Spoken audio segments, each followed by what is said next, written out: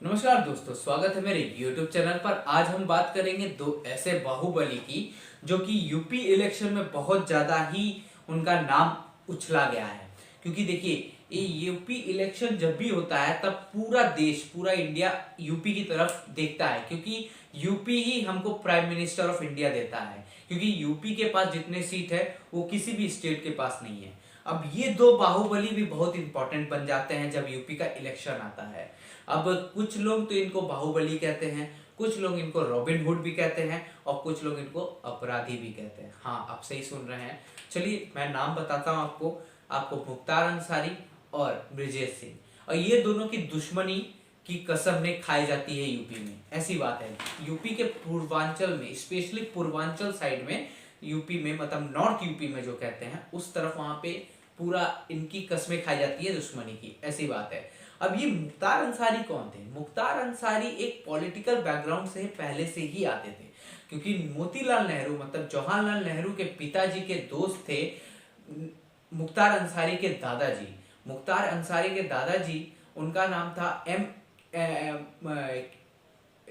A Ansari. Yes, right, M A Ansari उनके दादाजी का नाम था। अब यहाँ पे क्या होता है कि ये जो इनका लालन पालन जो हुआ था पूरा यूपी में ही हुआ है मुख्तार अंसारी जी का। तो ये कॉलेज में मतलब अपना पॉलिटिकल कैरियर शुरू करते हैं ये कॉलेज से।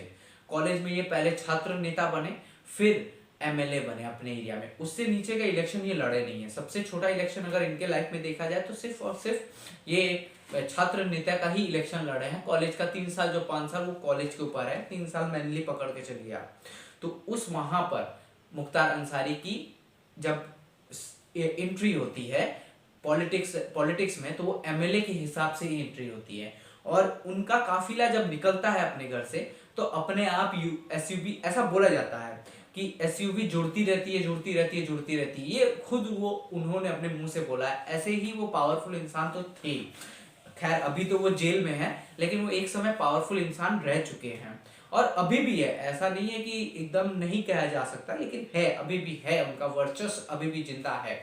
अब यहाँ पे एंट्री होती है ब्रिजेश सिंह की।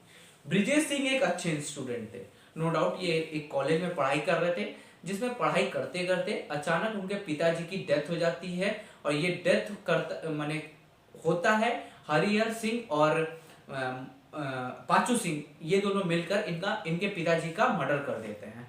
तब से वो अंदर से खौल गए थे, मतलब अपने पिताजी का डेथ को ना वो ले नहीं पाए थे। एक अच्छा स्टूडेंट जो अपने दीवारों पे सिलेबस का पोस्टर टांगता था, वो अभी पाचू सिंह और हरिहर सिंह का फोटो डाल के बैठा हुआ था कि इससे मेरे को बदला लेना है।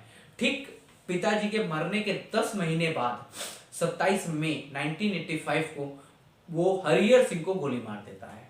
हरिहर सिंह को मारने से पहले ही वो उनके घर जाता है, आराम से घुसता है। मतलब ब्रिजेश सिंह जो थे ना, वो बहुत इंटरेस्टिंग आदमी है। वो ना अपना हुलिया चेंज करने में बहुत आगे हैं। अगर उसका आप अभी वीडियो बहुत बड़ा हो जाएगा, लेकिन अगर उनके बारे में अगर आप पढ़िएगा तो देखिएगा वो हुलिया बहुत जल्दी चेंज करते हैं। तो वो सिंपल एक, मतलब बोल सकते हैं आप, एकदम देहाती आदमी बनकर उनके घर गए थे क्योंकि माने उनसे मिलने के लिए, और वहां पे जाके उनको मार डालते हैं, मतलब पूरा गोली मार देते हैं। और वहां से 3-4 महीने तक वो फरार रहते हैं उस एरिया से। और उसके बाद उनका दोस्ती होता है रघुनाथ सिंह। रघुनाथ सिंह वो उस जिस गांव में हरिहर सिंह का मर्डर हुआ था, ठीक उसी गांव के वो प्रधान थे। अब हरिहर सिंह 9 अप्रैल 1869 को एक प्लान बनाकर पाचू सिंह को भी फंसाकर मार डालता है पुलिस इनकाउंटर में।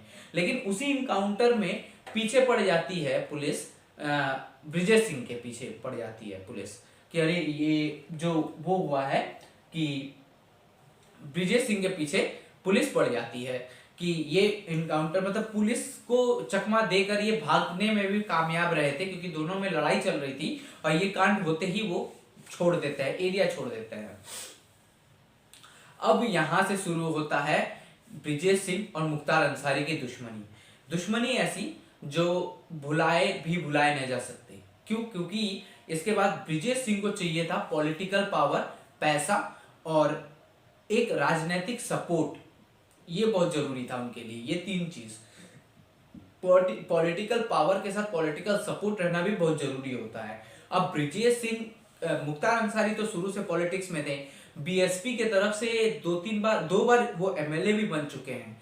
इवन जब वो साफा में घुस रहे थे तब भी जब अखिलेश यादव और उनके चाचा में जो भिड़ंत हुई थी, बोला ये जाता है कि मुख्तार सिंह के वजह से ही हुई थी। अब मुख्तार सिंह का क्या था कि वो माने रंगदारी करते थे, फिर माने उनके ऊपर कुछ किडनैपिंग के भी चार्जेस लगे हैं। इवन अभी वो सब कोर्ट केस चल रहा है। और फिर कंस्ट्रक्शन लाइन में भी थे। इवन सबसे ज्यादा जो नजर था ब्रिजेश सिंह का और मुख्तार अंसारी का ना, वो था गवर्नमेंट कॉन्ट्रैक्ट में। गवर्नमेंट कॉन्ट्रैक्ट में सबको पता है एक अलग प्रॉफिट होता है, जो प्रॉफिट बना लिया, क्योंकि गवर्नमेंट बहुत ज्यादा काम तो चेक करती नहीं है। चलिए, ये गवर्नमेंट जो है अभी बहुत ज्यादा काम चेक कर रही है, क्योंकि नितिन गडकरी जी बहुत ही सीरियस है ये सब चीज को लेकर। तो उस समय जो माने 1985 90 की हम बात कर रहे हैं, तो उस समय गवर्नमेंट का उतना वो नहीं था, कि बोलबाला नहीं था कि गवर्नमेंट हर एक काम को अंदर से देखेगी। तो गवर्नमेंट कॉन्ट्रैक्ट में ही इनकी दुश्मनी शुरू होती थी। गवर्नमेंट कॉन्ट्रैक्ट कौन उठाएगा, ये करते करते ये यहां तक पहुंच गए कि ब्रिजेश सिंह और मुख्तार अंसारी दोनों जानी दुश्मन बन गए एक दूसरे के। अब यहाँ पे शुरू होता है असली गैंग वॉर। कभी ये गैंग से मार हो रहा है, कभी वो गैंग से भिड़ंत हो रही है। एक बार चूक से मुख्तार अंसारी जी बच गए थे, जिनके ऊपर बहुत गोलीबारी हुई थी। और उस गोलीबारी के बाद ब्रिजेश सिंह फिर से फरार हो गए थे। यूपी से पूरा यूपी छोड़ दिए थे। यूपी से जाने के बाद वो मुंबई कुछ दिन रहे, उसके बाद उड़ीसा चले गए। उड़ीसा से कुछ महीने बाद उनको पता चलता है, मतलब पुलिस उनको पकड़ती है, दिल्ली की एनआईए एजेंसी उनको पकड़ती है एक अरुण सिंह नाम का एक व्यक्ति को। फिर बाद में पता चलता है कि ये ब्रिजेश सिंह है। तो ये ऐसे करके मुख्तार अंसारी और ब्रिजेश सिंह में एक माने वॉर लगा हुआ रहता है हमेशा से। अब इस बीच में जब ये पकड़ा जाते हैं तो ये जेल चले जाते हैं, यूपी के जेल में, दिल्ली के जेल में जाते हैं। वहां से भी वो भाग जाते हैं, मतलब वहां से भी फरार हो जाते हैं। उसके बाद उनको गुजरात के जेल में रखा जाता है। तो वहां से वो कुछ महीने आने के बाद वो बेल में आ जाते हैं, रिटर्न माने बेल से निकल कर वापस आ जाते हैं। अब इसके बाद मुख्तार अंसारी और इनका वर्ल्ड वॉर शुरू होता है। माने वर्ल्ड वॉर मतलब ये दोनों में वॉर शुरू होता है। और ये वॉर बहुत दूर तक, मतलब 2013-14 तक तो बहुत ज्यादा चला था। अभी थोड़ा शांत है, क्योंकि मुख्तार अंसारी जेल में है और ब्रिजेश सिंह अभी बीजेपी से एमएनसी है। तो ये दोनों का एक को पॉलिटिकल पावर माने चरम सीमा में मिली हुई है, और एक को एकदम रंजिश बना, मतलब जंजीर के अंदर डाला गया है। तो इसी वजह से दोनों की दुश्मनी का कसमें खाई जाती है। तो इसके ऊपर और अपडेट में अगर आप कमेंट करेंगे तो मैं और अपडेट दूंगा, क्योंकि ये मैं पूरा एक बुक तो आपको नहीं बता सकता, उससे वीडियो बहुत बड़ी हो जाती है। लेकिन अगर आपको और जानना होगा तो आप बताइएगा, मैं इसको एक और वीडियो बनाऊंगा पार्ट 2 के हिसाब से। जय हिंद, जय भारत।